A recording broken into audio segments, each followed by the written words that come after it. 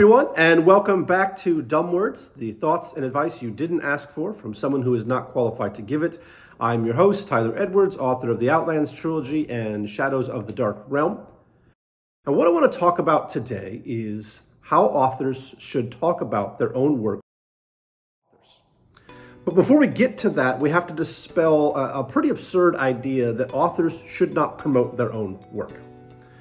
Now, if you reach a level where you are Stephen King or George R.R. Martin, Sarah J. Maas, you might be able to get to a point where you don't have to be the primary active one who's promoting your work because your name kind of promotes itself. It's a household name amongst book readers. When you get to that point, maybe you don't have to do a whole lot, but anybody under that, even if they're working with a traditional publisher, publishers expect that you're going to sell books. And the way that you sell books is to promote your work, which is to self-promote.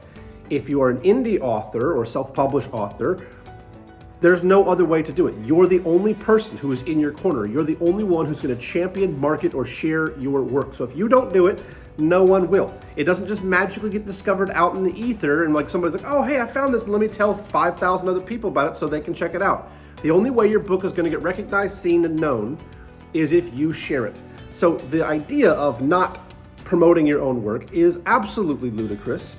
And the people who hold that view are likely people who have never created anything and are never going to, because they don't understand the desire of once you've made something, it wasn't just so that it could sit on your computer and never be noticed by anybody ever. You create something with the purpose and intent, hope of sharing it with others. You have to promote your own work. There's no other way. It's not icky, it's not gross. It is the only means through which the hard work and effort you put into creating the thing will ever get attention from anybody outside of someone who you hand it to in your own family. So, once we can get past this ridiculous idea that self-promotion is a bad thing, now I will say, there are really disturbing or icky or gross ways in which authors approach self-promotion. Some are so aggressive, some have absolutely no tact, some are so forceful. I've had people just send direct messages without any contact, without even a hello. Hey, here's my book, you should buy it. And it's just like, that's a little tacky. So there are ways in which you can promote that are tacky. But the promotion itself, you talking about your book, trying to get your book in front of people, trying to share it with others, is not tacky in itself. How? Could be. That you're promoting is not tacky just because you're doing it, okay? So that's an important distinction to make. You should not feel shame or guilt or gross by any means for promoting your own work. You absolutely should do it. But let's be reasonable in considering methods that are not odious to other people. I've seen authors directly just straight up lie. Whereas some of them, I've seen authors that actually posted requests for help for things they actually knew how to do. Hey, I'm trying to publish this book and I don't know how to do it. Can somebody help me? And then you reach out saying, hey, I have done this before. I can walk you through some steps. Is there something I can do to be helpful? And then they respond with well, this is actually my fourth book. So I know what I'm doing and I don't really need help with that. I just thought it might be a way to sell some books. And you're just like, oh, that's gross. Okay. So there are ways in which you can promote your own stuff that are gross, but just promoting it isn't gross. Now, when it comes to how we talk about ourselves and our own work, there are two kind of pitfalls that are really easy to get into. The first is the sort of self-humiliation. My writing isn't good. I know it's trash. I'm not going to be good enough. I'm not, my writing, no one's going to care about it. And I understand that one is so hard because you have imposter syndrome and just insecurity. There is for someone who's never created a book, the amount of work that goes into it, the amount of thought and time, and the amount of time in your regular daily life when you're writing, where you are not fully present in the situations that you're at because some part of your brain is just actively kind of working its way and wrapping your way around a scene or something that's happening. It's an incredible endeavor. And so there's this portion of it though, when we write, that's like a portion of us. It's like we're revealing a true, a sense of self that most people don't ever really get vulnerable with. And so there's a vulnerability to it.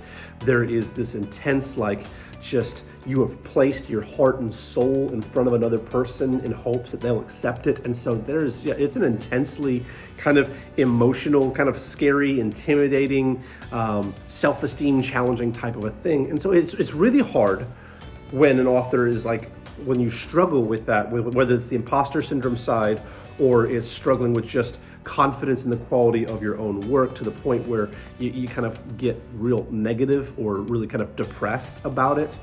And the only thing that I would say in that, because that's a whole different issue that I think everybody has to work through in their own unique way, because like what worked for me may not be the thing that kind of gets you out of that particular zone. But the aspect that I think is really important is to recognize, like, you've created something. Like what I do is, and recognizing, again, this is dumb words, not brilliant words from somebody who knows lots of stuff.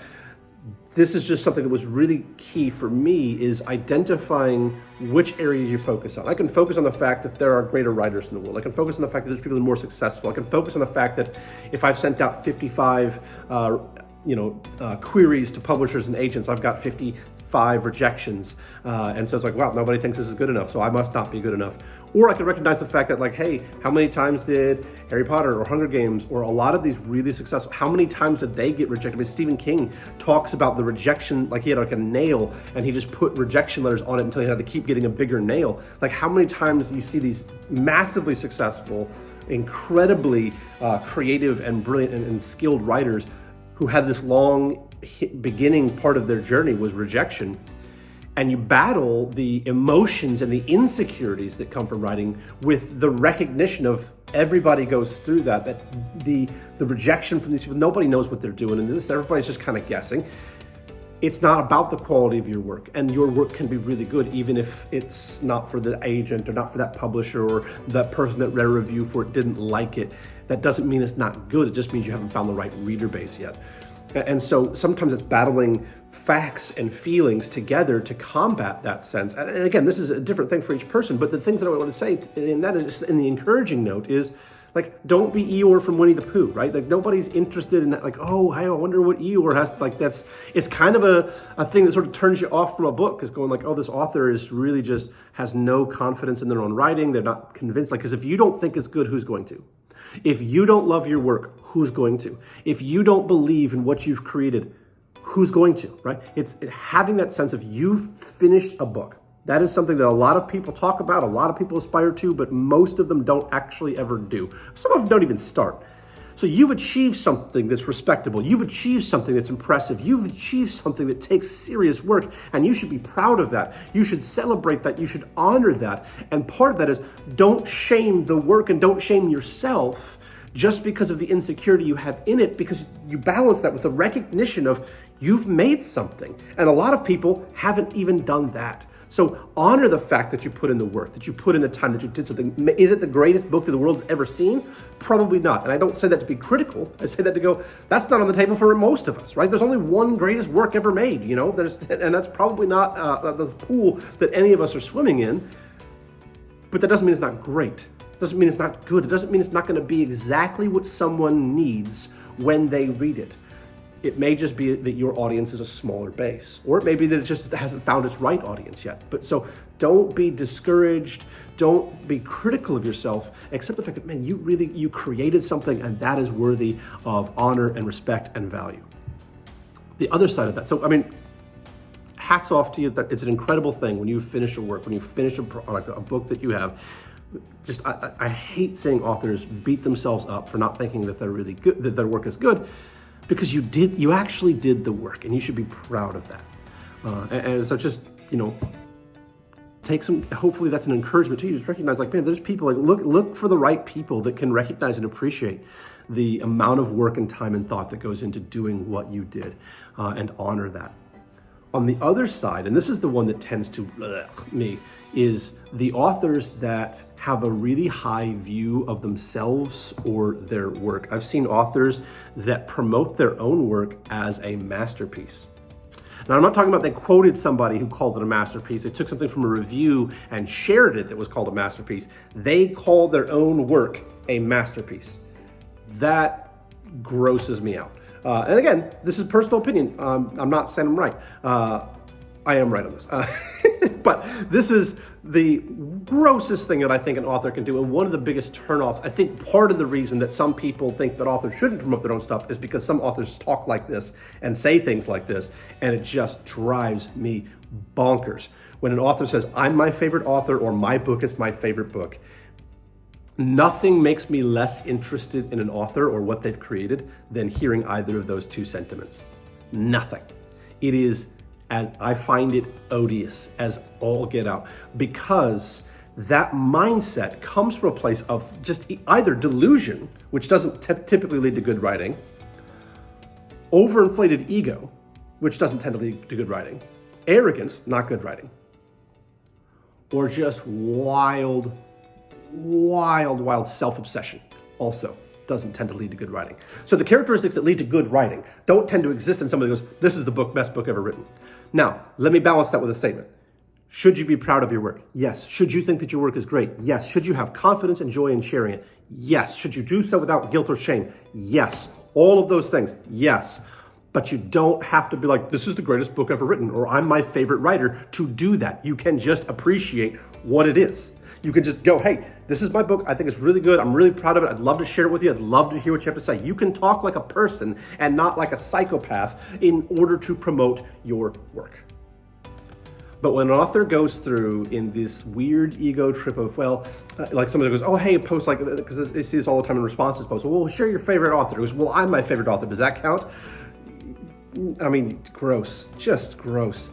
Because here's the component that I guess that gets me with that is what I find compelling in authors is a desire to continue to grow, to hone their craft, to get better and better at telling a story. When you're your favorite, you've taken away a lot of the fuel to grow because you're kind of like, I'm top of the tier. I'm as good as it gets. And so once you're at the top of the mountain, there's no motivation to keep growing, which tells me that you're not aspiring to become a better storyteller. You're not aspiring to find ways to hone your craft, to make it more compelling, more engaging, more of an entertaining experience for your readers, which is a good storyteller, what they should do. They should constantly be striving to get themselves better. Well, if you're your favorite author and your book is your favorite book, then I don't expect to see a lot of that because you're kind of saying, I'm already at the top of the mountain. No, you're not at the top of the mountain. That just means that means you're at the top of your mountain and your mountain's not going to go up very high. So I can expect that I'm not going to be super thrilled by what you've created because it's some real low hanging fruit. An author that's striving to constantly grow, to constantly get better is never going to refer to themselves as their favorite author. I mean, like I love myself the most. I'm not saying don't love yourself. What I'm saying is you're not going to refer to your work as your favorite work. Because the people who are striving to get better are looking to those who are further along in the race than they are. They're looking to those who've reached heights that they haven't reached yet, and they're drawing inspiration from them. And so the person who's always looking to get better is a person that's always looking at the works of those who are further along in their journey, who have honed their craft more effectively, and they're seeking to learn and challenge themselves and grow by comparison and connection to other people. That stuff is really compelling for creating a better story because we all get better when we work together, and that's good. But if you're already your own favorite, it's okay. So here's what it kind of it's like to me. When an author describes themselves as their own favorite writer or their book is their own favorite book, this is like, okay, so girls, let's just say you started chatting with this guy online. Seems like he's a really nice guy and you kind of hit it off. He's got a funny sense of humor. You're amused. You're interested. So you're like, okay, let's go on a date. And so you decide that you're going to meet up. You sit down at dinner and he sits down across from me and says, I am the greatest man you're ever going to meet. You are lucky to be sitting across from me. You should consider yourself so blessed because you will never in your life meet someone as good as me. Are you drawn in by that or are you disgusted, right? I mean, like, for me, I'm gonna have a hard time keeping my dinner down. If that's the attitude of the person sitting across from me, I'm like, ugh, your presence disgusts me in this attitude. It's gross because confidence is attractive. Overconfidence, like self-obsession, narcissism is repulsive.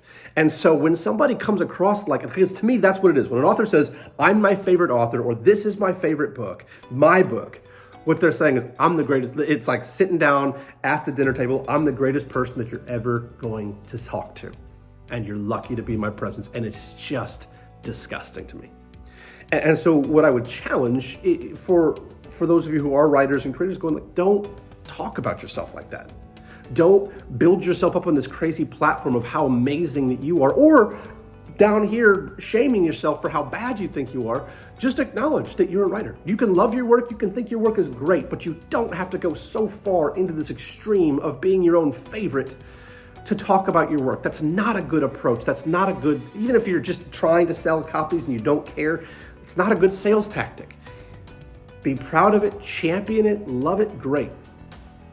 But don't come across like an egomaniacal, narcissist psychopath who actually just thinks that they're the greatest thing that's ever happened. Nobody wants to be in a room with a person that thinks they're the greatest, because listen, I pay a lot of attention when people talk about relationships, and one of the things that always frustrates girls about how guys talk is like, when you act like you're God's gift to women, like, that's not something like, ooh, this is an attractive quality. They're not saying that as a compliment, right? It's not a good thing. Don't overinflate your view of yourself. Don't underinflate your view of yourself. Just acknowledge, I've created something and I think it's great. And I'd love for you to have a chance to share. I'd love to share it with you. I'd love to hear what you think. A little bit of humility and a little bit of self-respect goes a long way in being able to engage with other people. Because for most of us as writers, we are going to be the only person that's getting our books or sharing our books with readers. We're the ones that are promoting it and setting it out there. But if the reader is kind of disgusted by how you approach them, and I've seen this happen a lot with, especially when I started working with art teams and stuff like that, is people are just like, well, I just didn't even want to review the book because the author was so just, how they approached it was so disgusting to them. How you approach it is going to say a lot about not just the kind of person you are, but the kind of author you are, the quality of your work. And so if you kind of sell it weird, if you kind of come across weird, man, you're really hindering your own ability to build an audience with that. And so my big challenge is going like, as you talk about your book, just be aware of how what you're presenting comes across to another human being. Is this how you want to be? Is this how you want to present yourself? Is this how you want people to see you, as the guy that thinks or the girl that thinks they're the greatest thing ever, the greatest writer ever, the greatest, like, is that really what you want to convey? Or is your goal just to say, hey, I'm looking for a means to transition from what you said into talking about my book because I'm trying to get you to check out my book because I'm desperate to find people to read it. Maybe there's a better approach. And a lot of times just trying to have a conversation with people goes a lot further than you trying to make your book sound like it's the greatest thing that's ever going to happen in their life, because the reality is it's not.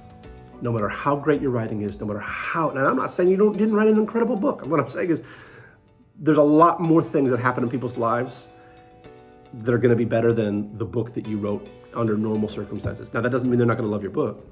It just means if you put yourself up too high, people feel the need to knock you down a peg. If you put yourself way too low, people kind of, they feel like you're bringing them down, and so they're going to kind of try to get away from you. The goal is to kind of operate in this middle place of reasonable, normal human connection, where you can excite people about what you've written, where you can cast a vision for what you've written, and engage them with what you've written without repulsing them by making them feel like they're now really sad and mopey because they interacted with you, or feeling like they just walked into somebody who thinks that they are a divine creature and that should be worshipped, and you're just like, yeah, I'm not going to do that. So think about how you're presenting it, think about how you're saying it, and consider maybe there's a better way than self-mutilation in how you talk about yourself, or self-glorification, and just maybe talk like a person. Just some thoughts from someone who's dumb. Hope that's helpful. Thanks, guys.